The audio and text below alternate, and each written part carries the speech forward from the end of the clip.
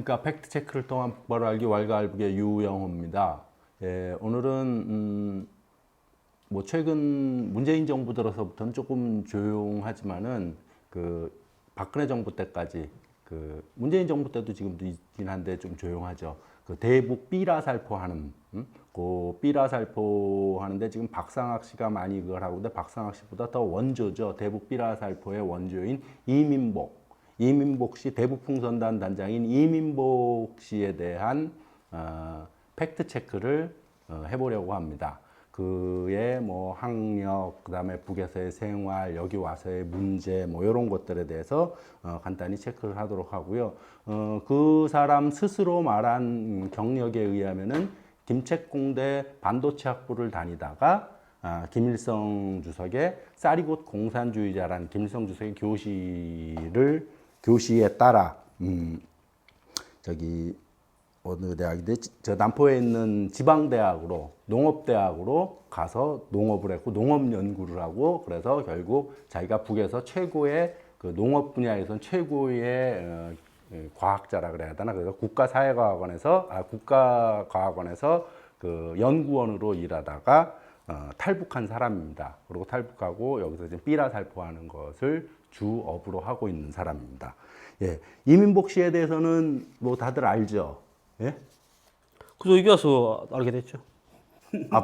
북에서는 삐라살포한다는 건 모르나? 몰라요, 저는. 우리 저쪽에 뭐 우리 북쪽에 사니까. 거기까지는 삐라가 안 날아가는 거고 일단. 못 가죠. 예. 이게 와서 페이스북에서 알았어요.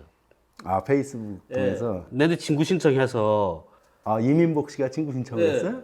그래서 이렇게 글 쓰는 거 봤는데 또 말 같지 않은 소리 하더라고. 그래서 욕에서 한번 싸움 붙었죠. 지금도 패친이에요? 지금 잘라버렸죠, 네. 그리고 실컷 놀려주고 그렇게 잘라버렸죠. 자기도 뭐 이 들어와서 국정원에서 그때도 이 대성공사죠. 대성공사에서 있으면서 이 사람은 95년도에 탈북한 사람이에요. 95년도 탈북은 더 일찍 했고 여기 한국에 들어온 게 95년도. 대성공사에서 자기가 뭐 그렇게 고문당했대요. 그러더라고요.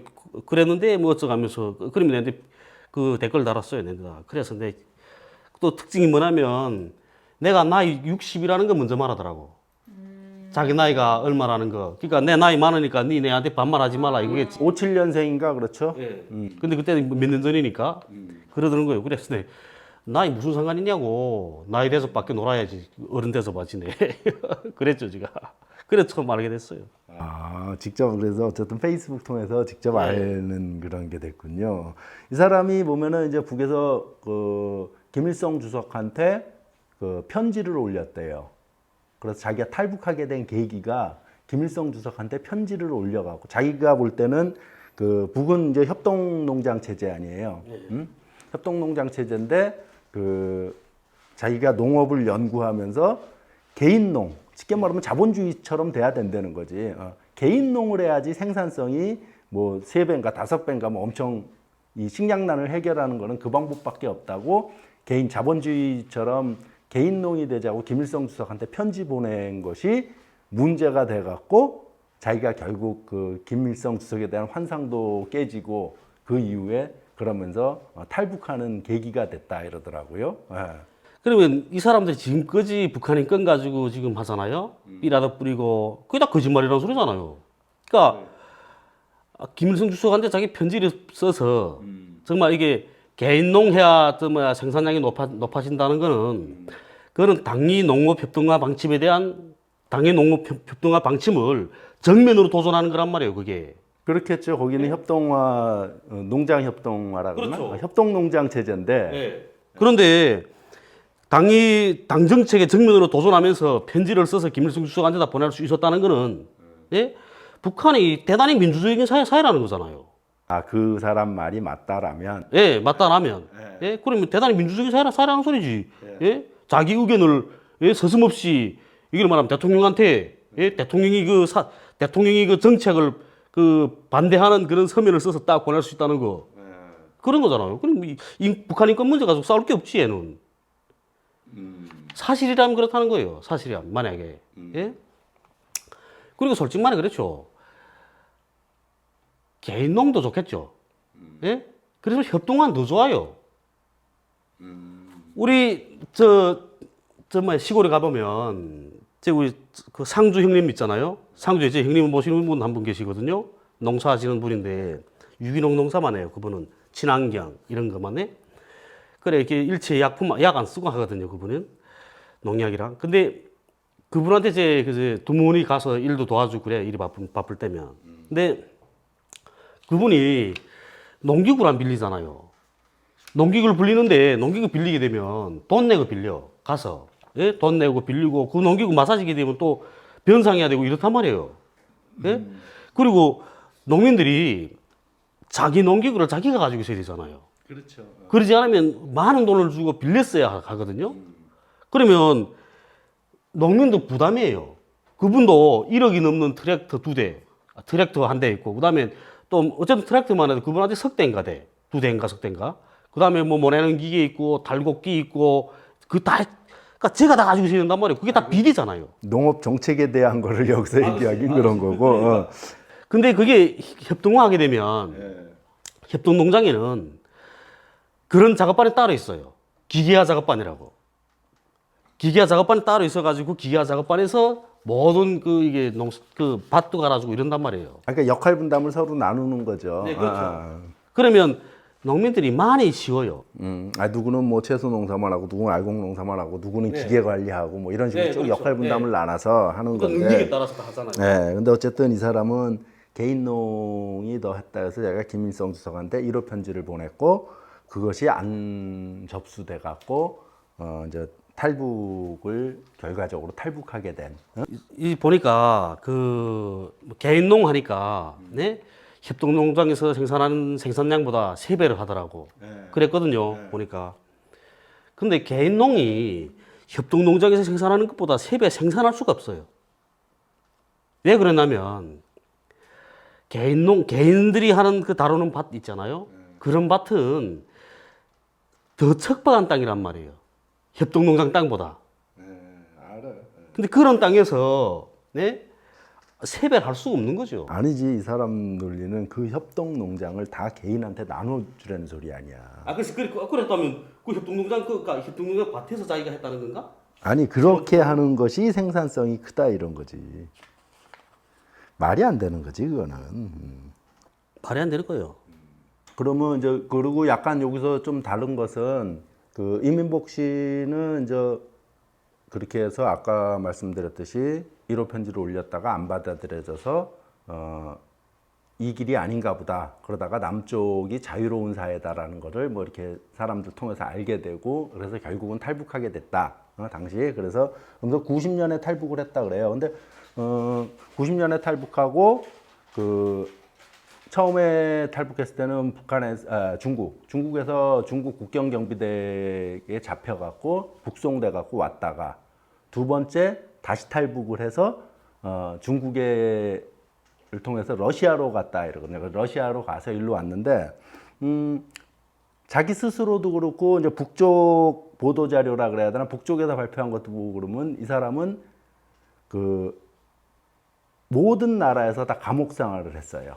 물론 이제 북에서 얘기한 건 이 사람은 절도, 뭐 사기, 강간 이런 걸로 감옥살이를 했다. 근데 이 사람은 자기가 어떤 이유로 감옥살이 했다는 얘기는 안 나오지만 4개 나라를 쭉 한국에서도 이제 감옥살이로 치면은 4개 나라에서 한국이 가장 민주적인 감옥이라 그러더라고 이 사람은. 민주적인 감옥인데 그러면 대성공사에서 자기 얻어 터졌다면서 내가 그랬거든요. 아 그래? 예, 대성공사에서 나는 그 간첩으로 몰려서 예. 얼마나 고문받았는지 모른다고. 그러면 그 고문받은 게 민주적인 건가? 김책공대 반도체 학부 거기 다니다가 순천 농업 전문. 농업 전문대로 갈 수 있는 건가? 갈 수야 있겠죠. 근데 얘도 그냥 김현희보다 더하네요. 김현희는 그래도 김일성종합대학에서 청진외대로 갔지. 얘는 김책공대에서 김책공업종합대학에서 또 반도체학부에서 예? 김책공업종합대학 반도체학부라는 게 진짜 그게는 수재들만 가거든요. 근데 그 반도체학부에서 저기 어디 지방에 있는 농업전문학교 그 길을 갔다는 거 2년제로. 그러니까 김일성 교실을 받들고 농업을 일구기 위해서 자기가 또라이란 소리지 또라이. 북에서는 이 이민복 씨의 학력은 중졸이라고 발표를 해요. 그랬겠죠. 예. 중졸이라고 그걸 쓰는 거 보게 발표하는데 되면 딱 알래요. 예. 중졸이라고 발표를 했고 이 사람은 거기서 농업 관련했던 것은 분조장을 했었다. 네, 농장에서. 근데 분조장이라 그러면 한 분조가 한 18명이 한 분조잖아요. 그 18명의 분조의 장을 한 게 전부인데 북의 발표에 의하면은 이 사람은 지금 어쨌든 농업대학을 나와갖고 국가과학원까지 농업과학원인가 뭐 어쨌든 국가과학원까지 연구원으로 했고 농업계에서 권위자였다. 자기 표현대로 하면 그러죠. 그 농업 연구 분야에서 그런 표현을 써요. 공화국 제1의 권위자였다. 자기가. 분조에서 제일 권위자라는 말을 지금 그렇게 쓰는 거 아니야? 아, 그러니까 그렇죠.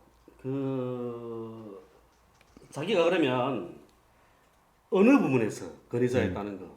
그게 있어야 될 거 아니에요. 전공 분야. 자기 전공 분야가 예? 뭐 농업과학 그 연구 부문 전반에서 자기 권위자는 아니었을 거고 예? 이런 애들은 뭐 이름도 없었겠지. 그러면 어느 부문에서 권위자였고 그 권위자였으면 북한에 발표된 논문이나 예? 뭐 이런 게 있을 거 아니에요, 자료가. 그러면 지가 그걸 나 이렇게 됐다 하면 우리 같은 사람들 또 알아볼 거 아니에요. 또. 예? 북한에 정말 그렇게 발표된 자료들이 있는지. 예. 예? 그러니까 이게 얘들이 특징이 그러더라고. 그러니까 자기를 북한에 있을 때 자기 경력을 내세우는 애들이 특징이 딱 찍어 말 안 해. 내처럼 딱 찍어 말해. 강건종합국문학교 최호동 졸업생하고 딱 이렇게 공성고등물리 전문학교 최호동 딱. 예? 북한군 뭐 8군단 직속 114 땅크인데 차라리 김현희처럼 말 안 하든가 권민준 번호라든가 그렇지. 당초번호를 말 안 하든가 그래야지. 그렇지. 얘는 완전히 대학도 못 간 게 어느 대학 졸업생이고 어쩌고. 대학 못 간 게 죄는 아닌데. 글쎄. 물론 뭐 우리가 이거는 확인해 볼 수는 없어요. 북쪽에서 발표한 것도 솔직히 그게 정확한 건지 아닌지는 확인할 수는 없지만 어쨌든 북쪽 발표와 이 사람의 말하는 여기서 말하는 것들 그런 것은 분명히 차이가 있는 것인데 이 사람이 이제 그 자기가 쓴 글에 보면 문제가 뭐냐면은 이제 탈북하기로 결심을 했을 때 일단 국경을 넘는 것이 어렵고 그러면서 북한의 연좌죄 자기가 한 사람의 죄가 가족들에게 피해는 게 너무 그 봉건적으로 아주 반인륜적인 북한이 그렇다는 거예요. 그래서 자기가 그게 되게 걱정이 됐다. 자기가 탈북했을 때 자기 가족들이 받는 그 고통. 근데 마침 이 사람이 그리고 그 김주석한테 농업을 개인농으로 바꾸자라고 그 편지를 쓰려고 했을 때 부인이 반대했다는 거야. 그건 너무 위험하다. 그러면서 부인이 이혼을 했다는 거예요. 뭐 그 말이 사실인지 아닌지 차치하고 그래서 자기는 이미 그래서 이혼을 했기 때문에 다행히 자기가 탈북할 땐 이혼을 했기 때문에 부인이나 처자식에 대해서는 고통당할 게 없잖아요. 이제 처자식 배 안에 있는 처자식까지 다 걱정했네. 가족 부모님들은 걱정이 돼서 근데 표현이 웃겨요. 조용히 몰래 탈북을 했다야. 그 가족 부모님들이 걱정이 돼서. 근데 여기 와서 하는 행동을 보면은 그건 아니지. 여죄를 한다면 북한에서 제 그런 일 하면 안 되지. 그럼 아버지 엄마가 피해를 입겠는데. 그리고 이제 어쨌든 북쪽에서 발표한 자료로는 그래요. 그 부모님들 거기 살아 계시잖아요. 부모님 살아계셔서 그 부모들이 아버지 어머니가 한 표현을 그랬어요. 이 하늘 아래서 머리를 들고 다닐 수 없다. 이민복 내 아들 때문에. 또 한 분은 짐승보다 못한 놈을 낳았구나. 그 무료막심한 놈을 낳은 나 자신을 저주한다. 부모님들이 북에서는 그러고 그 탈북한 이민복 지금 여기서 대북 풍선단 인민복이가 가족한테 피해가 갈까봐 조용히 탈북했다고 하잖아요. 자기 그래 그렇게 근데 탈북자들 치고 서리 치면서 탈북하는 사람이 누가 있겠어요? 몽땅 조용히 탈북을 하죠. 근데 그렇게 탈북하고 와서 삐라 날리고 별 호튼 제일 나쁜 짓을 많이 했잖아요. 그 나쁜 짓 한 사람의 부모가 아직까지 살고 있어서 이 부모님들이 막 원통해서 저런 아들을 낳았다는 게 부모님이 아직 살아 있어요. 유언자제 걸렸다면 그런 반역죄를 지은 부모는 이미 뭐 처형됐거나 어디 정치범수용소에 갇혀 있어야 되겠죠? 뽀듯이 살아 있단 말이죠. 탈북 한의사 있잖아요. 걔네 형제가 있어요. 내 TV나 자주 나오는데 그렇게 애들이. 근데 걔네도 그렇잖아요. 걔네 형님 먼저 하나 여기 왔거든요. 여기 와서 기자회견 다 그랬잖아요. 예? 연좌제가 있다면, 간에 형제들 다 왔어요, 여기로. 엄마도 데려왔다 그러더라고. 그러면, 연좌제가 있다면, 간에 형제들 다 죽어야 돼. 오지 말아야지, 여기로. 연좌제 말하는 애들이 다 그래요. 그러니까 그게 말도 안 되는 거란 말이에요. 말도 안 되는 건데 사람들은 속아 넘어가잖아요. 또 이 이민복이 삐라 뿌리는 데 대해서 그 또 지지하는 사람들도 많더라고요. 많아요. 근데 왜 그러냐. 북한에 대한 증오 하나만 가지고 안 된다. 예?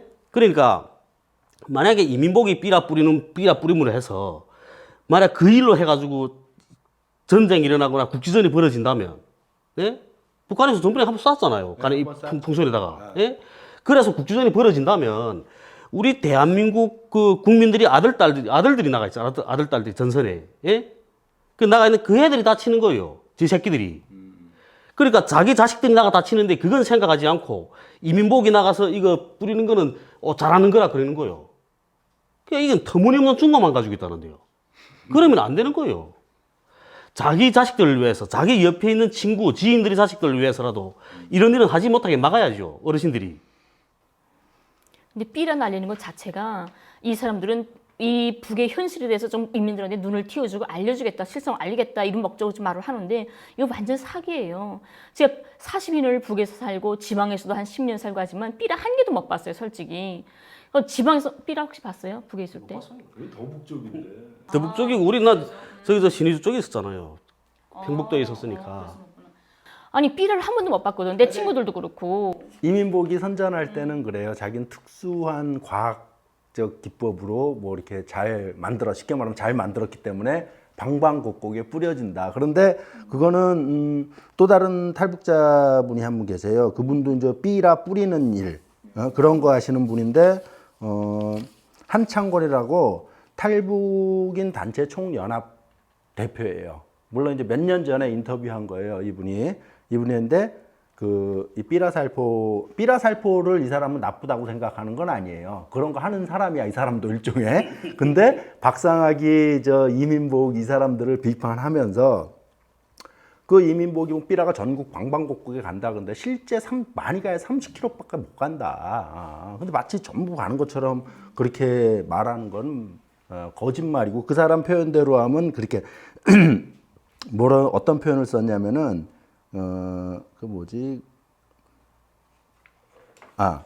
과학적으로 뿌리는 것처럼 이야기하지만 그건 쇼다.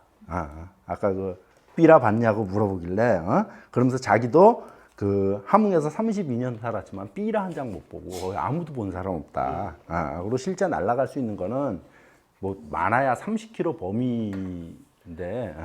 그 그분 그 영상 저도 봤거든요. 근데 봤는데 그게 그 풍선이 2.4km까지 달 수 있다 그러더라고요. 그러다고 한 10m 되는 있잖아요. 풍선. 큰 대형 풍선에 무게 다는 건 2.4kg밖에 못 단다 그러더라. 그래야 날아간다 이거예요. 500매짜리 A4 용지 있잖아요. 500매짜리 A4 용지 한 묶음이 그게 2.5kg거든요. 요 한 통이라 그래야 되나? 그게 2.5kg예요. 그럼 2.5kg면 500매잖아요. 예? 쟤들이 보내는 게 요만큼 돼요. 요만큼 돼, 삐라가. 예? 근데 삐라 그분도 말하더라고. 되도록 걔들도 얇은 거, 비닐 같은 거 아주 얇은 거 쓰더라고. 이런 종이가 아니에요. 네, 그렇지만 몇십만 장은 안 된단 말이에요. 그게. 못 날리죠. 예. 그리고 봐요. 이만큼 큰 거, 그분도 표현 그렇게 하더라고. 이만큼 큰 거 보낼 돈을 받아가지고 요만큼 손바닥만한 거 보낸다고. 예, 그러니까 나머지 돈은 이만큼은 떼먹는 거지. 예? 지들이. 그러니까 이건 삐라 뿌리는 거는 이게 북한 인권을 위해서 노력하는 게 아니거든요. 같은 탈북자 이 사람도 그거 하는 반복적인 사람인데 이 한창권이라는 탈북인 단체 총연합회 대표 이 사람도 삐라 뿌리는 행위 자체를 비판하는 게 아니라 쉽게 말하면 10만 원어치 뿌리면서 100만 원어치 뿌린다고 하고 나머지 90만 원은 걔들이 다 먹는 거다. 나눠 먹는 거다. 제가 이게 그게 북한 인권 제3의 길이라는 라디오가 있었어요. 옛날에 몇 년 전에. 근데 거기에 사무장을 하던 선모 씨 그 대표가 있었는데 그 사람이 스웨덴 망명을 했거든요. 망명했다가 지금 한국에 다시 들어왔는데 그분이 뭐라고 스웨덴 망명에 가 있을 때 망명권 끝나기 전에 국적을 받기 전에 저거 전화를 몇 번 했었어요. 근데 그때 무슨 말을 하냐면 제가 그 말 듣고 정말 삐라에 대해서 난 아예 몰랐는데 처음 듣게 됐는데 이 삐라가 한 번 날리는데 거기에 충전비, 그다음에 달러 몇 장, 그다음에 이거 인쇄비, 그다음에 운반비, 식사 때 무슨 뭐 이런 인원 뭐비 전 몇 배로 정말 많이 불커서 200만 원 든대요. 한 번 보내는데 200만 원 드는데 그걸 예산을 1,000만 든다고 보고를 한대요. 그러니까 정부에서 주는지 미국 어디서 돈이 들었는지 모르겠어요. 저는 정확히. 근데 그 돈을 1,000만이라고 하기 때문에 한 번 보내면 실제 많이 불커서 200만만 쓰면 1,000만 원 받는 거예요. 그러니까 이게 하나의 북을 알리자는 게 아니라 하나의 상업용 직업인 거죠. 그러니까 이게 정부가 막게 되면 얘는 목숨줄이 지금 생계가 위험한 거예요. 박상희 같은 경우도 외제차 타고 노래방 가서 여자들 막 구타해서 막 구속되고 막 그런 일도 있고 막 있었잖아요. 근데 이런 것들이 이 삐라를 날려야만 자기가 먹고 살 수가 있는 거야. 돈벌이를 위해서 생존을 위해서 하는 거지. 근데 뭐 아까 그 말이 뭐 정확한 수치야 뭐 한번 확인했을 때 200만 원 드는 거 1,000만 원 신고해서 받으면 상당한 고부가 가치 산업이네요. 근데 그 대신 거기에 아무나 못 끼어요. 딱 자기네 친척끼리만 한대요. 처남, 처형 뭐 이게 친척끼리만 하지 누구도 못 들어오게 한대요. 자기네 사업이니까. 네. 여기 이렇게 뭐 썼댔네요. 얘가 박상희가 자기가 가서 보이보에 잡혀서 조사를 받을 때 국제 엠네스티가 와서 떠들고 있을 때였고 뭐 이렇게 그런데 여기서 너무 많이 잡아들여서 적을 많이 만들지 말며 또 세계 인권 운동이 표적이 되고 있으니 될 수 있으면 근로단체 조직들을 통해서 교양 개조시켜라는 것이었다. 그래서 1차 북송돼서 처음 이제 중국으로 탈북했다가 다시 왔을 때 박상학이 말로는 그거야. 어쨌든 감옥에 들어갔다. 그런데 국제 엠네스티 이민복이 박상학이래. 이민복이 그 감옥에 있었는데 당시 국제 엠네스티가 방북을 하면서 인권 문제가 되면서 자기를 풀어줬다. 그래서 자기는 또 탈북을 한 거다. 논리는. 북한이 실제 그러거든요. 북한은 내부 이적을 만들자고 안 그래요. 그래서 북한 법이 기본의 원칙이 뭐냐면 주동은 치고 피동은 포섭한다 이렇단 말이에요. 그렇기 때문에 이렇게 이런 탈북에 도강했다 그다음에 뭐 비법불경했다 그러죠. 그렇게 했다 해서 그걸 처벌하지 않는단 말이에요. 그러니까 또 나와서 또 도망치는 거잖아요. 근데 거기다 대고 뭐 반인권적이고 뭐 이렇게 뭐 육갑치면 안 되지. 그리고 또 여기 보세요. 또 무슨 라디오와 인터넷도 없는 유일한 나라로서 그 옛날에 여기도 인터넷이 없었지. 한국도 옛날에 있었어요. 옛날부터. 최근에 다 발전하면서 다 인터넷도 생긴 거고 그러잖아요. 라디오 같은 건 라디오와 인터넷이 없는 유일한 나라라고 이 사람이 증언이죠. 일종의 증언했던 거는 북한의 옛날이 아니에요. 뭐 한 10년 전쯤 되나? 10년 90년도 그때인가? 2000년인가 이 글이 쓰여졌던 게 그런 거니까 그때 라디오도 없었다는 말이 되는 거거든. 아니 우리 어렸을 때도 라디오 있었어 우리 집에. 내가 저번에 한번 말한 것 같은데 우랄 114라는 라디오 전축 있었어요 이렇게. 그러니까 뭐 여기서는 이 사람은 이제 북한이 그렇게 폐쇄된 사회라는 표현을 뭐 이 사람은 그렇게 라디오와 인터넷이 없는 유일한 나라다 이런 식으로 표현을 한 거예요. 얘네 말 이렇게 보게 되면 모르는 사람은 보면 정말인가 하죠. 정말인가. 북에서는 이 사람이 뭐 이제 아주 그 개인주의적인 사람이고 학창 시절 때부터 그래서 주변 그 친구들 증언하는 거며 뭐 그런 사람이었고 그러니까 거기서도 온통 돈밖에 모르다가 결국은 밀수하고 뭐 중국 가서 뭐 넘기고 그러다가 결국은 이 사람이 체포되고 이러면서 또 그런 것들을 좀 고쳐주려고 예전에 개인주의적이 됐을 때 그때서 좀 오히려 직책을 맡긴 것이 분조장이라 그러는 거거든. 근데 분조장 했을 때도 그 일종의 그것도 권력이라면 권력이죠. 10몇 명의 대표, 한 15명의 대표로서 거꾸로 거기서 알곡 같은 거 그거 뭐 또 횡령하고 이래갖고 이거 있잖아요. 이게 또 있었네요. 또 탈북 과정에서 가장 어려운 사선은 국경선 돌파였습니다. 군사분계선을 택하기에는 너무 막연한 장벽이어서 중국 국경인 압록강을 넘기로 결심할 수밖에 없었습니다. 중국 국경은 최근 탈북자의 증가로 북한 당국이 가장 경계하여 감시병을 수배나 증강한 삼엄한 상태입니다. 천신만고 끝에 국경을 돌파한 나는 이제 살았구나 하는 안도의 숨을 쉬는 듯 했지만 이렇게 써. 이 당시가 90년도잖아, 내가 지금 탈북했다는 게. 예? 90년.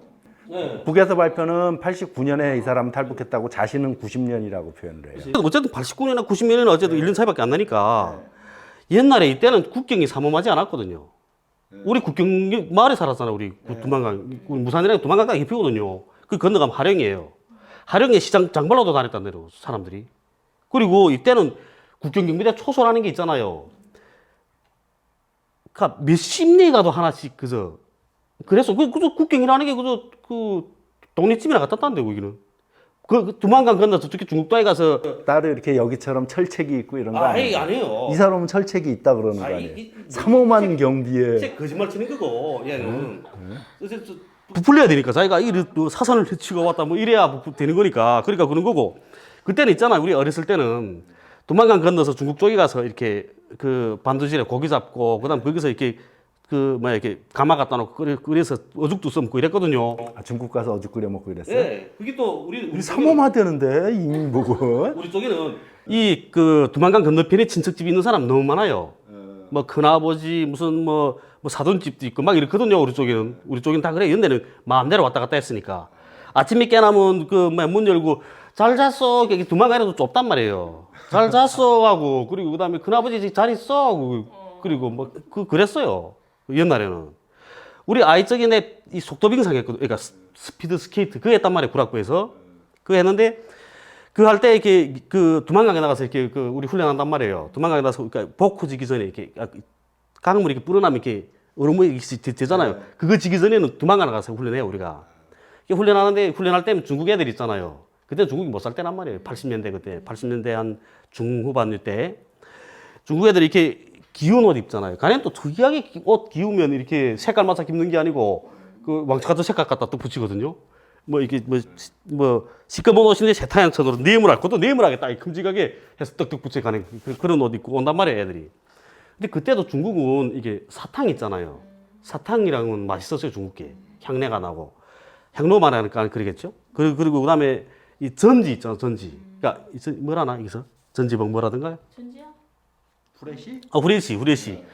중국 후레쉬 좋았단 말이에요. 북한 거보다. 영 밝았어요. 그런 거 들고 와서 애들이 좀 타자 따라다닌단 말이에요, 걔들이. 그러면 우리 휴식할 때 있잖아요. 스케이트 딱 벗어서 타라 딱 주고 그리고 걔들이 와서 전지도 주고 전지약도 주고 이랬죠. 아니 어쨌든 그런 재밌는 얘기가 되는 게 아니라 그러니까 국경이라는 게 그냥 삼엄하지 않았다는데요. 그게 95년도에 96년도에 국경 증편하게 돼요. 북한 국경 경비대가. 고난의 시작돼. 예, 시작 예. 그러면서 국경비대 증편했단 말이에요. 이제 국정원이죠. 국정원 애들이 쉽게 말하면 여기서 많이 그 뭐라 그러지? 그러니까 저 뭐야 속꼬리 가져오라 뭐 리르모 뽑아오라 이러면서 그럴 때 그렇게 되면서부터 그다음에 국경 증편한 거예요. 근데 이 사람이 올 때는 뭐 그냥 마음대로 내 마음대로 왔다 갔다 할 때요 그때는. 그래서 거짓말만 치고. 아니 이게 러시아 그때 소련이잖아. 그때는. 근데 소련도 엄청 어이가 없는 나라네요. 모스크바 신학대학을 다녔어. 탈북자인데 얘가 국적도 없는 애가. 신학대학에 모스크바 신학대학에 그 조회 한번 해봐요. 아니 모스크바가 소련이 이렇게 탈북자를 국적도 없는 애를 신학대학 대학생으로 입학을 시켜주나? 그거는 뭐 그때도 그 소련이 이렇게 붕괴되는 상태였잖아요. 92년대 붕괴. 예, 그러니까 이렇게 그 붕괴되는 그런 과정을 지금 그 거치는 상태였으니까 그럴 수도 있다 생각은 되긴 나는데. 정리를 합시다. 이게 뭐 계속 이런 식으로 중구난방으로 나갈 수 있는 건 아닌 것 같고 시간도 그렇고 그러니까 일단 오늘은 그냥 간단히 이렇게 그 지금 대북풍선단 단장이죠. 그 북한으로 삐라 뿌리는 이민복, 북한 삐라 살포의 원조인 이민복에 대해서 간단하게 그의 글, 그의 주장 그런 것들에 대해서 간단히 살펴봤습니다. 예, 감사합니다.